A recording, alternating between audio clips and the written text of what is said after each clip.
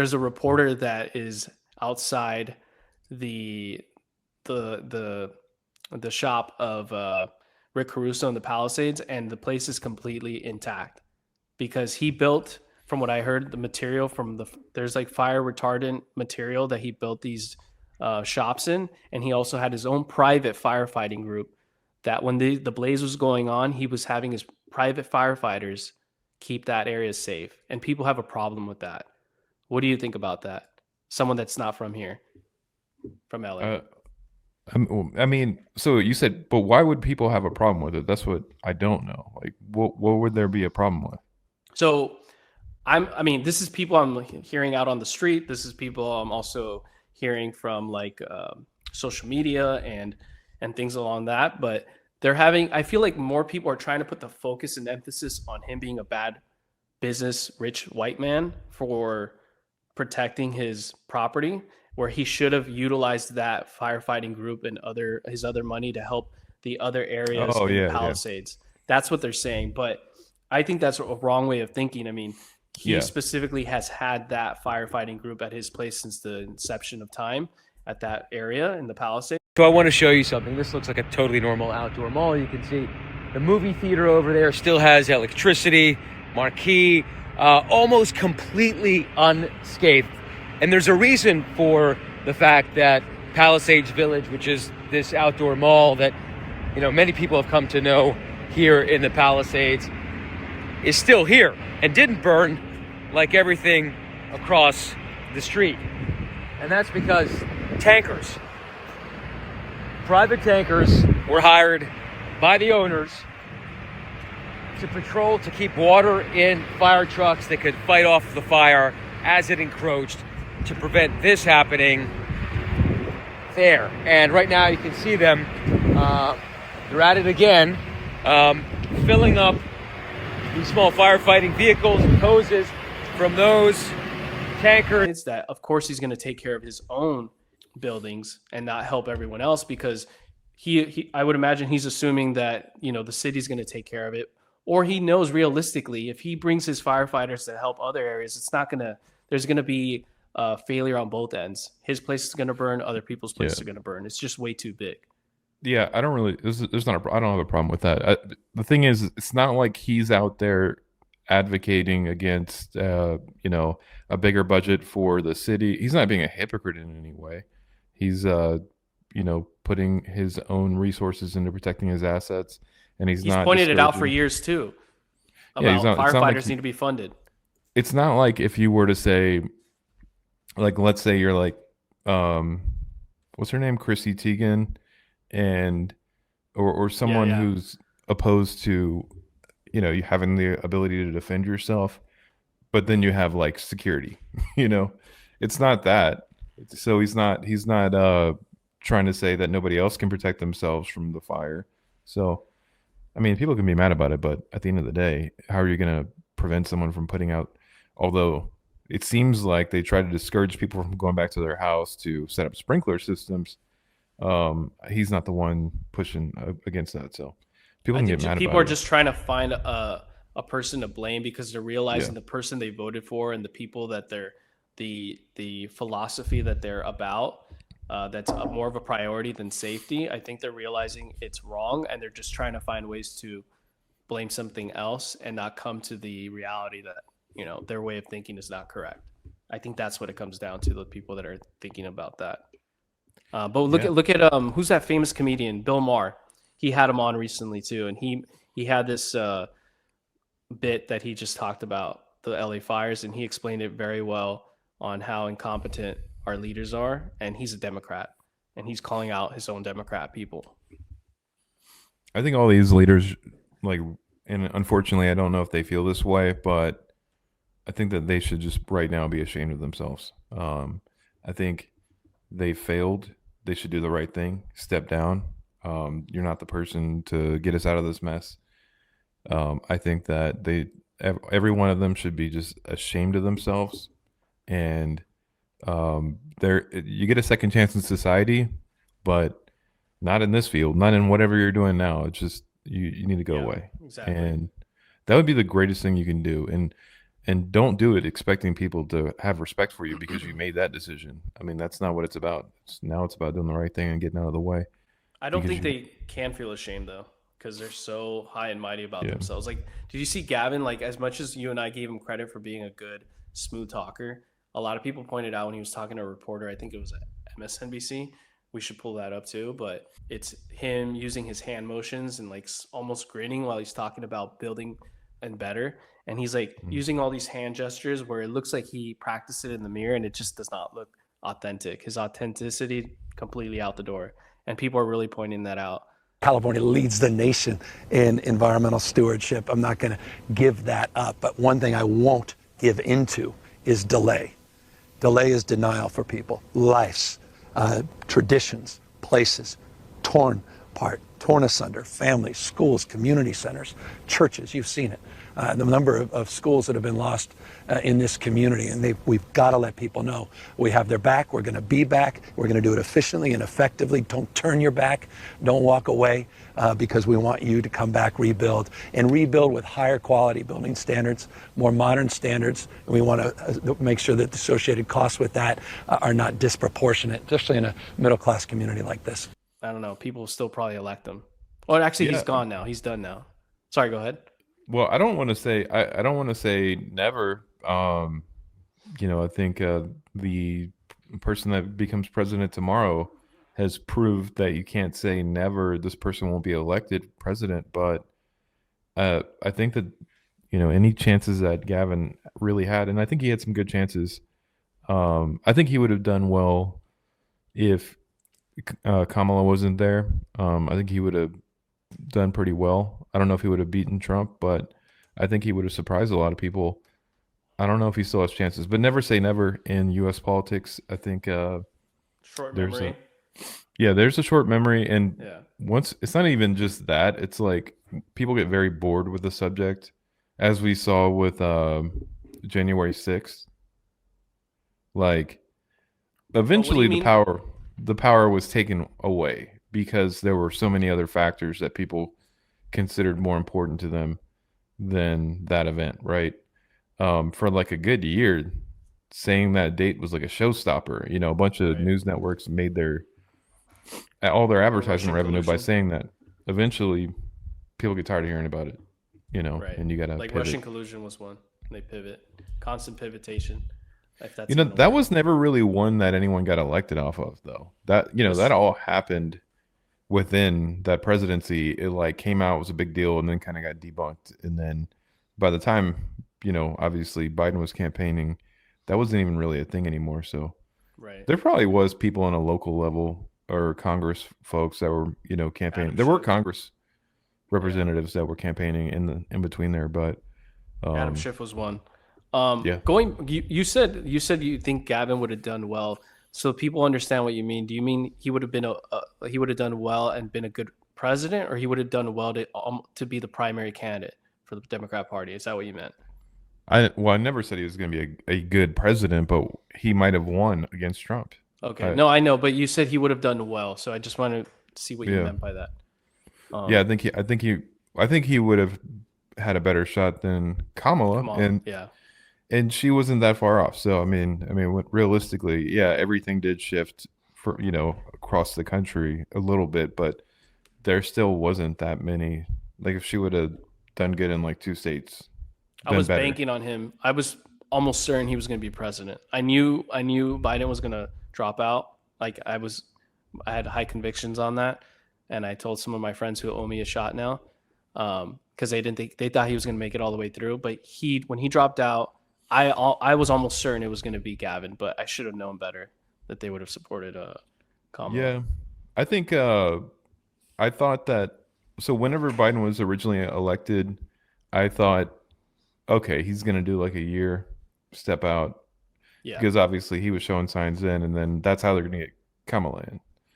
But once it came to like year 2024, it's starting to get a little late to be doing all this. And, Yeah. as time went on, the less I thought that he was going to drop out. Also, I mean, it is kind of crazy to drop out 3 months before. Obviously, there's a lot of crazy things that happen in July, in August, and, those 3 months in that period right there were insane with all the changes that went down. Mm-hmm. What a crazy, yeah. I mean, we can go back to that, but that was a crazy debate. Yeah, Never that was expected nuts. that. Yeah, and I think you said Kamala or Kamala. How'd you pronounce It's it? Kamala. Kamala. It's What do not you call her? Kamala. I think I say No. Kamala. I don't remember. I used to might have said Kamala, and during the time that they were running, I would always get corrected out here in LA. They were like, "It's Yeah. Kamala," or Yeah, I whatever mean, the proper term was. I mean, just last week I finally started figuring out how to pronounce her name right, but I don't even Yeah. know. I feel like everybody was calling her Kamala for like the past 8 years, and then they just changed it when she started running for president. Well, Everybody started calling yeah. her something different. Her level of importance went here. I mean, remember when everyone was kind of bashing her on both sides, and then when she became a actual candidate, everybody like elevated her and forgot about everything else about her, all the negative. I remember I had this guy that I used to work with, like, he was one of our junior guys, but I asked him, because I heard him call himself, his name, everybody called him Dylan, right? And then I heard him pick up his phone one time and he was like, Dylan? And I was like, what did you just call yourself? He said, Dylan. I'm like, oh, that's how you pronounce your name? He's like, yeah. I'm like, does anybody else call you that? And he's like, no, I just don't correct people. And so I started calling him Dylan, and I was the only one who ever called him that. And I kind of halfway did it as a joke internally, my own like inside joke. Yeah. But I feel like he was just making it up and lying to me. So maybe we're both trolling each other. Because he was like, I'm Dylan, and he was like making a joke about it, and maybe we both had our own inside jokes against each other, but it was kind of funny anyway, Right. Dylan, Right. Yeah. like nobody pronounces it like that. No, that's funny. What else we got about this? Shit's on fire, dude. We're gonna get snow again Tuesday. Pretty excited. Oh, good. Are you going to snowboard in your front yard? I don't know if it's gonna be as much as it was last time. I think it's only gonna be 1 or 2 inches. We got like 4 to 5 inches on our backyard. Wow. Yeah, that's It was pretty awesome. intense. Somebody was in Tampa. Oh, dude, the whole Tampa situation of the floods that took place a couple months ago. I mean, that's already out of everyone's memory. Speaking of like short-term memory, but I'm hearing the market has shifted out there a little bit. That there's more properties for sale because of the damage that took place. So it's a matter of time to see what happens here. And I think on the next podcast we can talk about that, about the real estate effect of what's going to happen. Besides what I already kind of mentioned. You know what? That'd be good I to think talk we about. should. I think I have one question I want to ask you, and it's related to the fires. Obviously, it's still an active, ongoing emergency. Making money is not the most important thing, although for realtors, that is how they put food on the table. So this isn't really that insensitive to bring up. Still got to eat. So if you're a realtor in LA right now, I imagine I imagine just because a bunch of houses burned down doesn't mean realtors are going to have a lot more opportunity, because a lot of this is going to be like insurance payouts and I know that situation is very complicated on getting insurance to pay it out instead of building a new house and everything. How does this affect the value of the homes? Because you would think 12,000 structures gone. Now, the same amount of people might not want to move, and you have a lot more people vying to have property in the same area or near it in the region. So does property value go up, and then is there money to be made for realtors, or is this not really going to have a net positive or net negative for realtors' business? I think I want to show you share a clip here in a moment, but of Tim Dillon.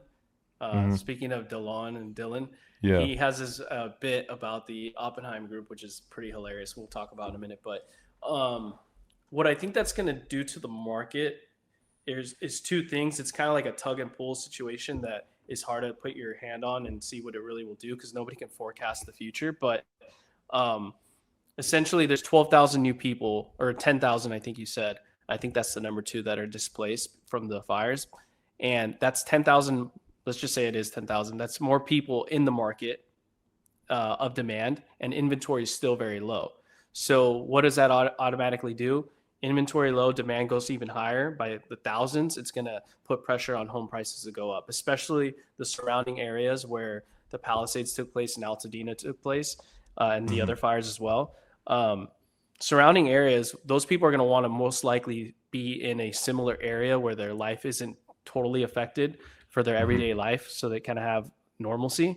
And I think those prices in those significant areas are gonna go up. Same thing with like coastal areas, places that are not fire prone. The South Bay is gonna go up in LA, Newport Mhm. Beach in Orange County, maybe even San Diego. I don't really see too many people heading down south that way, but I think those places are gonna go up in the short term Mhm. and at least in the next year. But the problem now that we're seeing is, or at least will take place soon, is that fire insurance is going to shoot up.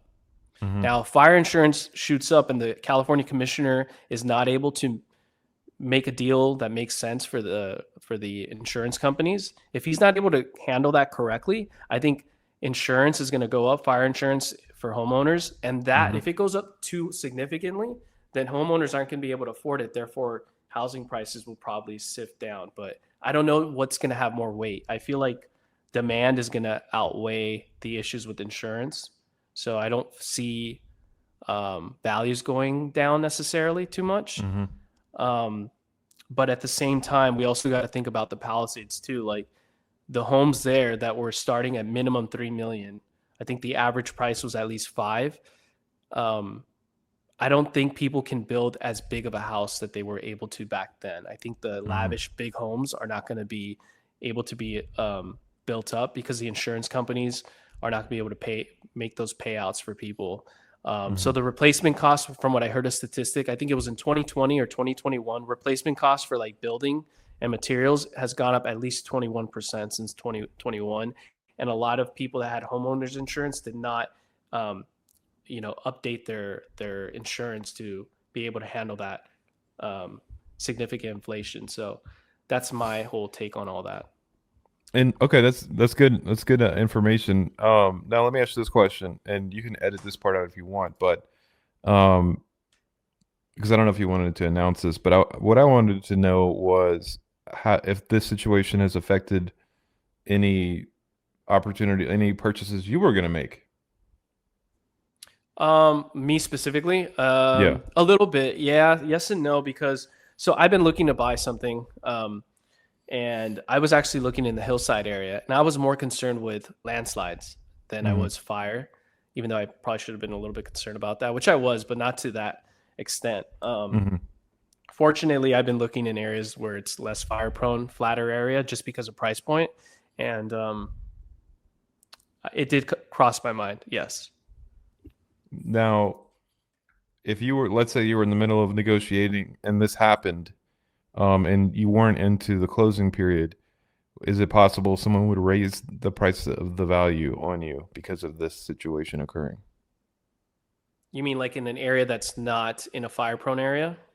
The people that would Not want to only take that, advantage? but all of a sudden there's more scarcity of property. They see this event happening and say, you know what, people are going to be looking for properties right now. I'm going to raise the price of it. We're not even in closing right now. This is how much it's going to go now. Would that be a high risk for a seller to do? Obviously, a lot of people could think about that and say, hey, it's kind of heartless, but at the end of the day, this sort of stuff happens all the time. Yeah, so we've been seeing that in the rental market. Like there's a house for rent Mm-hmm. and this happened and they immediately jack it up more than 50% or way But more that's than that. illegal, right? It is illegal. It's called price gouging. There's new laws that have been implemented that we've been having to learn as agents and other people in the industry and housing providers or landlords or Mm-hmm. whatever need to be aware of.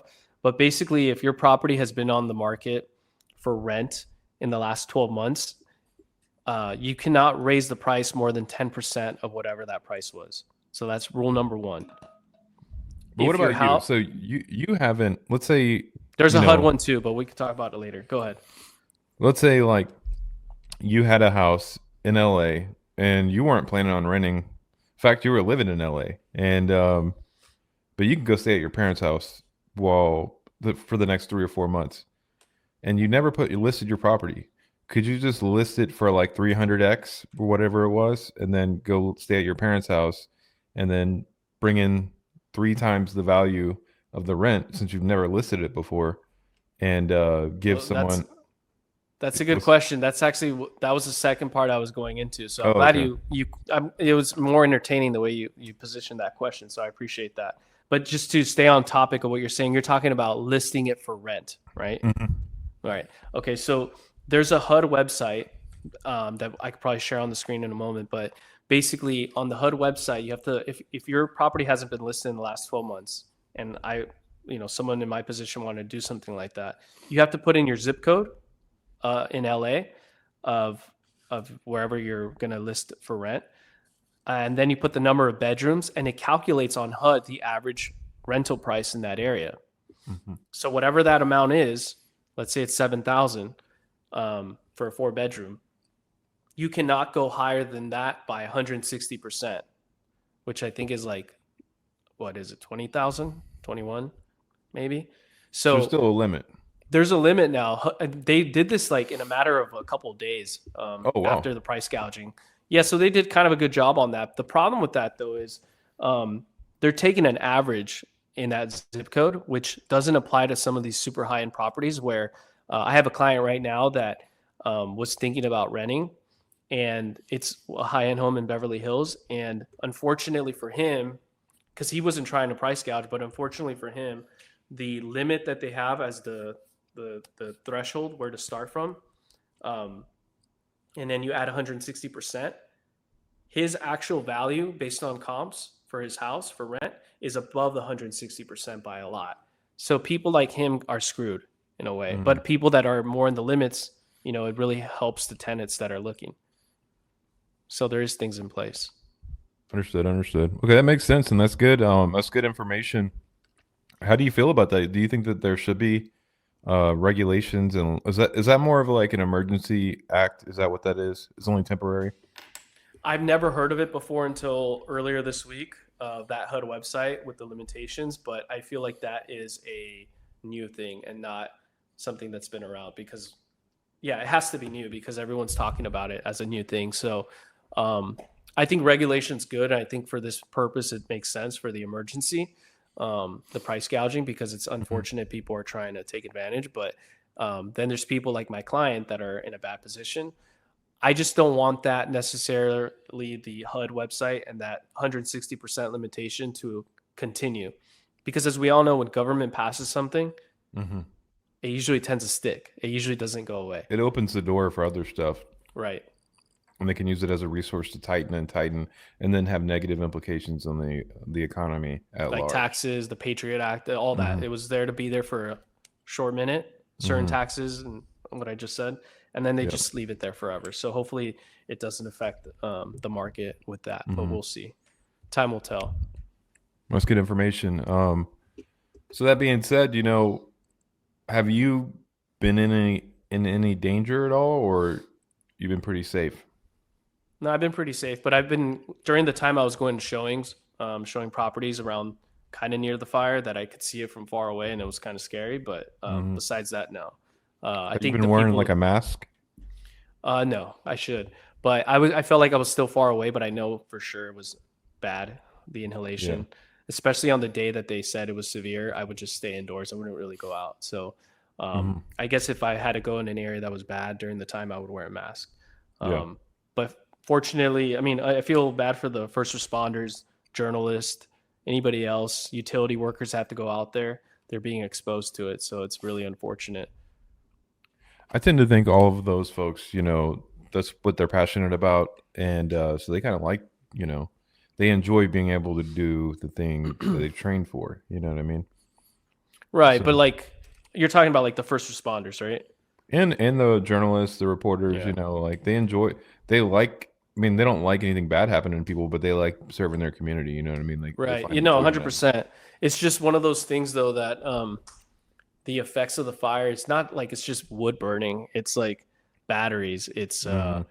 all these toxins that are burning and you're unfortunately inhaling and particles, so that's just not good. But I don't know if I should share the Tim Dillon video or should we should do it for another time. What do you think? Well, are we gonna talk tomorrow? Oh yeah, let's do it for tomorrow then.